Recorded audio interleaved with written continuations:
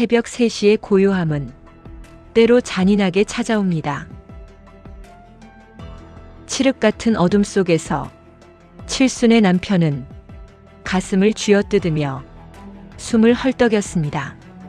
옆에 누운 아내는 깊은 잠에 빠져 아무것도 알지 못했습니다. 남편의 희미해진 맥박은 곧 끊어질 듯 위태롭게 요동쳤습니다. 바로 그 순간 정막을 깨는 묵직한 진동 소리가 베개 밑에서 울렸습니다. 위잉, 위잉. 그 작은 울림이 아니었다면 남편은 그날 밤 차가운 시신으로 발견되었을 겁니다. 대부분의 사람들은 출근을 위해 알람을 맞춥니다.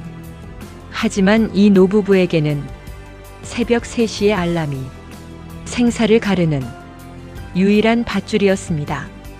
스마트폰 속 작은 설정 하나가 꺼져가던 생명의 불씨를 소생시킨 것입니다.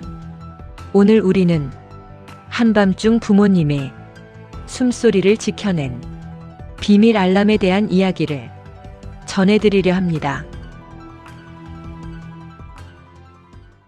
평생을 시골 마을에서 농사를 지어온 성두 씨는 최근 들어 밤이 오는 것이 두려워졌습니다. 해가 지면 가슴 한구석이 답답하게 조여왔습니다. 누우면 숨이 차오르고 입안이 바짝바짝 타들어갔습니다. 하지만 성두 씨는 아내 순자 씨에게 내색 한 번 하지 않았습니다. 병원비 걱정에 자식들 부담 줄까봐 그저 꾹 참았습니다. 임자, 요즘 밤에 잠을 잘 못 자는 것 같구려. 아내 순자 씨가 걱정스러운 눈빛으로 물어볼 때마다 성두 씨는 퉁명스럽게 손사래를 쳤습니다. 나이 들면 다 그래. 나이 먹어서 잠이 줄어든 거지. 쓸데없는 소리 말고 어서 자. 사실 순자 씨도 밤이 무섭기는 마찬가지였습니다. 남편의 거친 숨소리가 혹시나 멈추지는 않을까? 밤새 몇 번이고 깨어 남편의 코끝에 손가락을 대보곤 했습니다.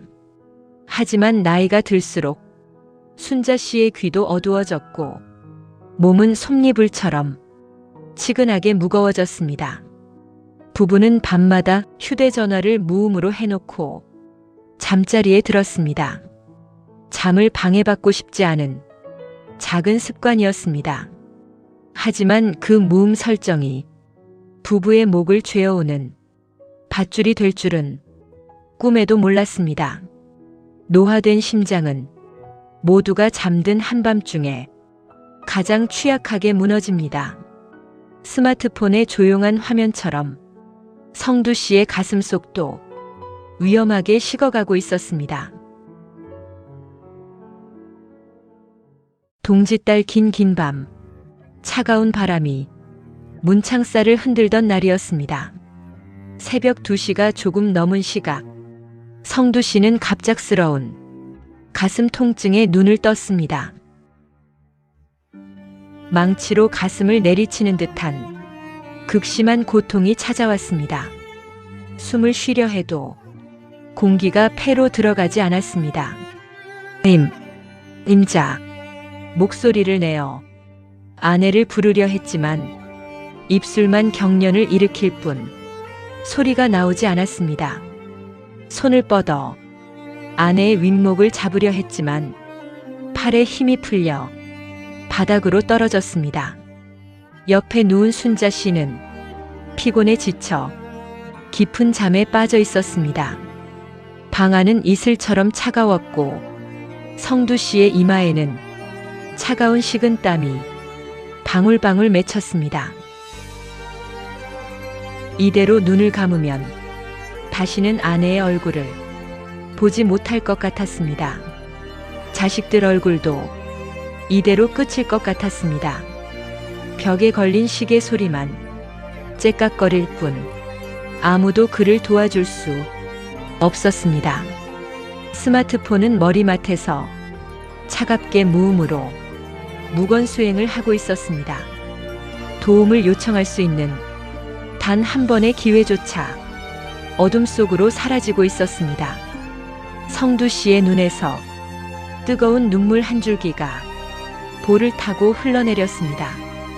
평생을 열심히 살아온 대가가 이토록 외로운 새벽의 종말이라는 사실에 가슴이 찢어지는 듯 했습니다. 시야가 점점 흐려졌습니다. 그렇게 성두 씨는 의식을 잃어가고 있었습니다. 다행히 그날 새벽, 이상한 예감에 깨어난 동네 이장님의 도움으로 성두 씨는 응급실로 이송되었습니다. 급성 심장 이상이었습니다. 조금만 늦었어도 손을 쓸 수 없는 비극이 일어날 뻔했습니다. 서울에서 소식을 듣고 달려온 아들 민우 씨는 응급실 밖에서 바닥에 주저앉아 울었습니다. 내가 너무 무심했어. 부모님이 이렇게 편찮으신 줄도 모르고 퇴원 후 집으로 돌아왔지만 불안감은 사라지지 않았습니다. 언제 다시 밤중에 심장이 멈출지 모른다는 공포가 집안을 짓눌렀습니다. 아들 민우 씨는 생각했습니다. 병원에서는 밤사이 미세한 변화를 관찰하는 것이 무엇보다 중요하다고 했습니다. 하지만 시골에 계신 부모님이 매번 비싼 건강 모니터를 착용하고 주무실 수는 없는 노릇이었습니다. 민우 씨는 부모님이 스마트폰을 들여다보았습니다. 구형 스마트폰이었지만 그 안에는 부모님의 생명을 지킬 수 있는 숨겨진 기능들이 있었습니다. 민우 씨는 안경을 고쳐 쓰고 부모님의 휴대전화 설정을 하나하나 바꾸기 시작했습니다. 스마트폰을 단순한 전화기가 아니라 24시간 부모님을 감시하는 가장 가까운 의료 보조기구로 변신시키는 순간이었습니다. 민우 씨는 먼저 아버지의 스마트폰을 들고 자리에서 일어났습니다. 가장 먼저 한 일은 새벽 3시 알람을 맞추는 것이었습니다. 민우 씨는 알람 소리를 크게 해놓지 않았습니다. 대신 가장 강력한 연속 진동 패턴으로 설정해 두었습니다. 그리고 아내 순자 씨 스마트폰에도 똑같이 새벽 3시 알람을 맞췄습니다. 어머니 앞으로 매일 새벽 3시에 이 진동이 울릴 거예요. 이 진동이 울리면 놀라지 마시고 딱 1분만 아버지 상태를 확인해 주세요. 아들 민우 씨는 부모님께 말로만 설명하지 않았습니다. 실제 행동으로 옮길 수 있도록 하나하나 몸으로 보여드렸습니다. 민우 씨는 아버지의 침대 머리맡에 작은 나무 받침대를 놓았습니다. 그리고 휴대전화를 플라스틱 바닥이 아닌 울림이 잘 전달되는 나무 받침대 위에 올려두었습니다.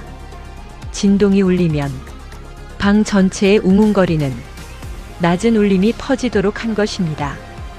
다음으로 민우 씨는 아버지의 손목에 체온과 맥박을 측정하는 가벼운 스마트 밴드를 채워드렸습니다. 그리고 스마트폰이 방해 금지 모드 설정에 들어갔습니다. 모든 전화는 무음으로 하되 아들의 전화와 긴급 건강 알람만큼은 소리가 울리도록 예외 승인 목록을 지정했습니다.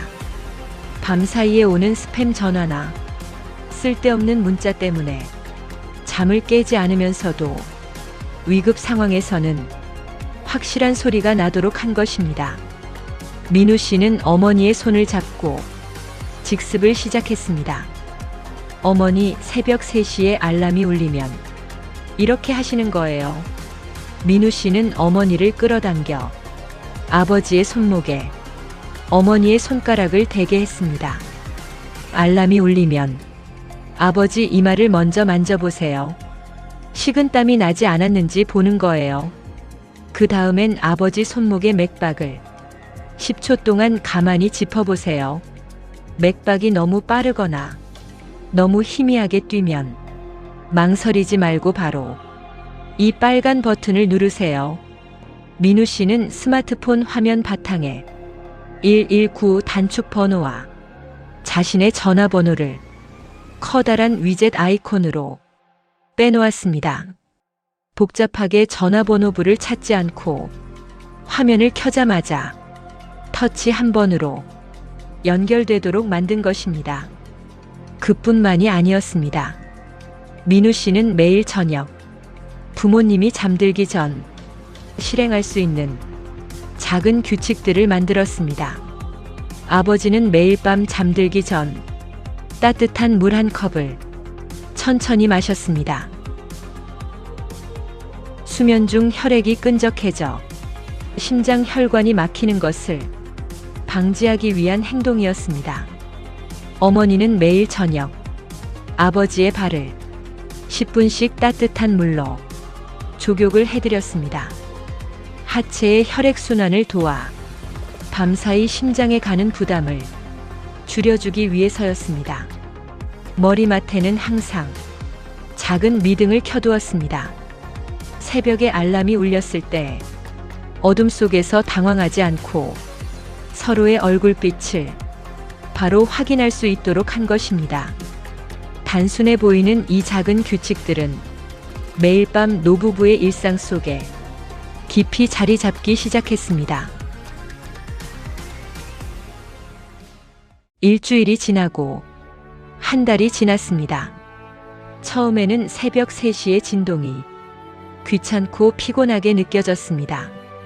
하지만 순자 씨는 단 하루도 빠짐없이 새벽 3시 알람이 울리면 눈을 떴습니다.